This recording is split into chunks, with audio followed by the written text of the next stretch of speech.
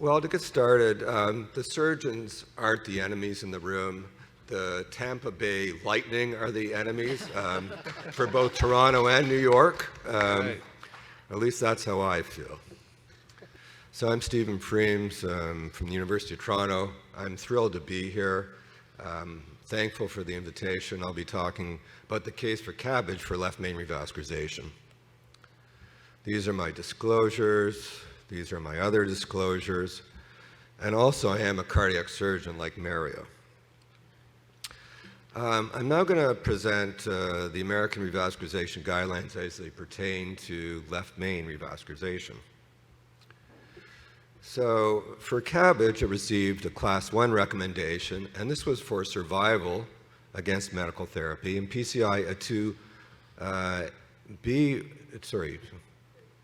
2A recommendation. That's my glasses, sorry. 2A recommendation for revascularization, again, to improve survival. Now, these recommendations are based on very old studies, and Dr. Godino showed the information quite well. In terms of PCI versus survival, there are no trials, PCI versus medical therapy. There is a network meta-analysis that provides indirect evidence that there is a survival advantage for PCI. In terms of patients with complex disease, with CABG, it received a Class 1 recommendation rather than PCI, or in preference to PCI for survival. In patients with diabetes, it received a 2B recommendation in patients with low to intermediate complexity to reduce MACE, not to reduce survival.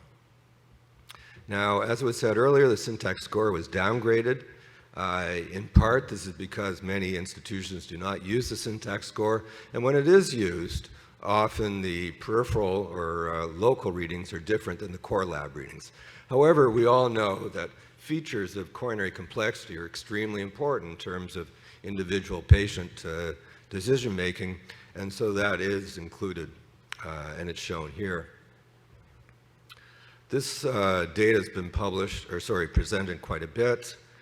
To reiterate, there was no statistical difference in terms of mortality seen in the panels on the left. There were reductions in spontaneous MI and repeat revascularization, and there was an early difference in terms of stroke, although no difference in stroke overall over 5 years. This is the information presented somewhat differently, PCI versus CABG for each of the same endpoints, and the absolute 5-year risk per 100 patients.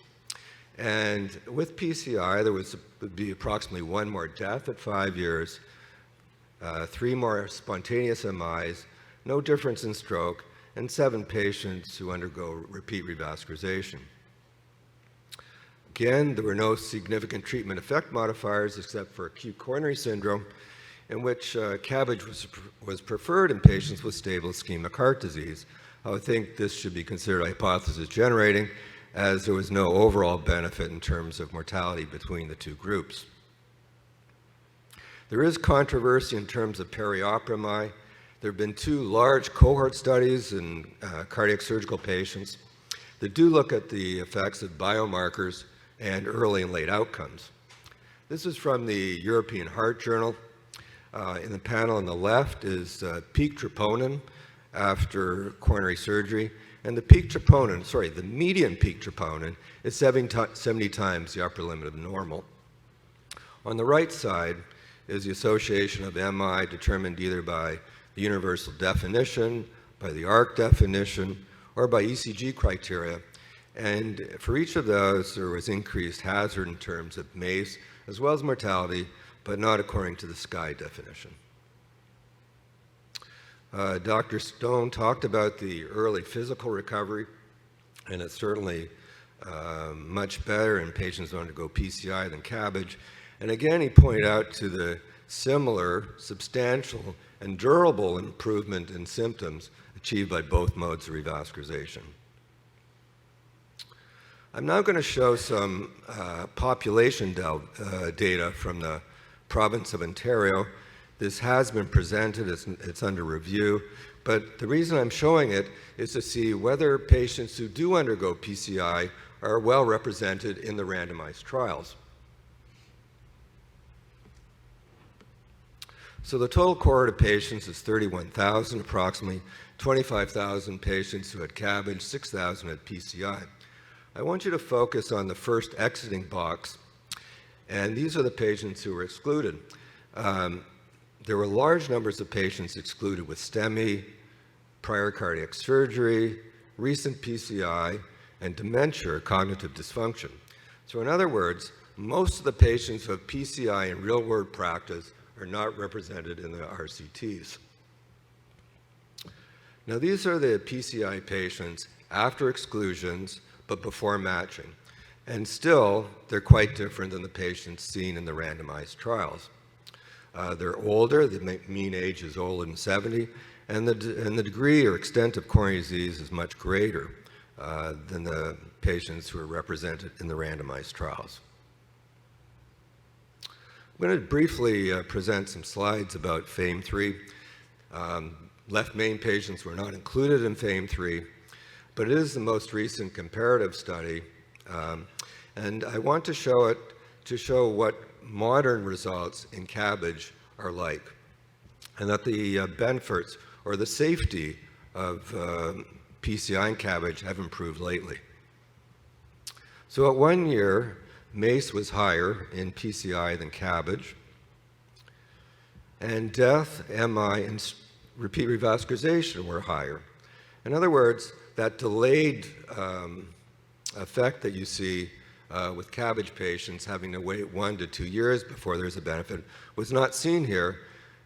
Early recovery was probably worse, but the cardiac events were less at 1 year. Now lastly, heart team. Heart team is extremely important in terms of determining individual patient decisions. And for many patients, stenting is absolutely the right decision. So to conclude, I would say that CABG remains the dominant modality of revascularization for left main patients with stable ischemic heart disease. And on average, CABG is the preferred revascularization modality for candidates who are both, but not based on mortality. In the real world, PCI is used more often in situations not captured by the RCTs than for patients enrolled in the RCTs. There are clinical and anatomical considerations that affect clinical decision-making for individual patients, and the heart team approach is strongly recommended to optimize individual treatment decisions. Thank you.